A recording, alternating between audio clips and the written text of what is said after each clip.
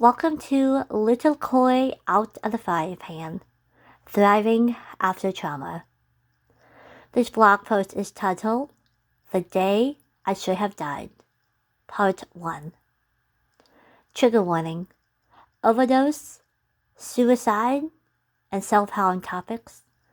The following post is part 1 of a recount of my suicide attempt when I was 21 years old. How many did you take? The ER doctor asked me. I don't know, I replied, the room spinning. I felt like my words were slurring. You told the paramedics how many, the ER doctor replied annoyedly. I took a bunch of things. I don't know how many, I said, trying to keep my eyes open. This was July 17th, 2008. This day will forever be etched into my mind. This is the day that I should have died. Sometime earlier that evening, I had taken nearly every pill in my studio apartment. An entire bottle of ibuprofen, a whole bottle of Tylenol PM, an entire bottle of Mucinex I had just picked up the day before for a cold, a couple bottles of antibiotics. I did not have anything stronger, so I figured just taking everything would suffice. I washed it all down with a couple of wine coolers. I did not have any hard liquor, as I was still wrestling with whether alcohol was a sin or not. I texted a friend, and I wrote something like, I'm done. He called me. What did you take? He demanded. I responded, everything, before I hung up. I looked at my phone as my friend immediately tried calling over and over and over again. Multiple missed calls. I ignored them. I sat on my studio apartment floor waiting for the pills to take me. Before I could slip into my forever coveted peace, police, firefighters, and paramedics were pounding through my door. God damn it, John Eric, I cursed to myself. I knew he must have called. What happened next was a whirlwind. I remember being asked what my name was, and if I knew where I was. Then they asked me what I took, and I told them, just some ibuprofen. One medic asked me if I was a cutter. Yes, I had started cutting again. Self-harm was a habit I picked up around 9 years old and continued throughout my teen, young adulthood, and still, even to this day, it is a battle. I picked this up listening to my adopted father beat my younger brother with his belt. I would rock my body back and forth in the back of my closet, clawing at my skin with my nails, drawing blood if I could. The physical pain of my nails tearing at my thighs was a distraction for the present emotional torment. Eventually, I found other implements like paper clips, safety pins, tacks, and finally razors. I remember the IV being started and me being picked up off the floor by 2 medics. My legs were giving out.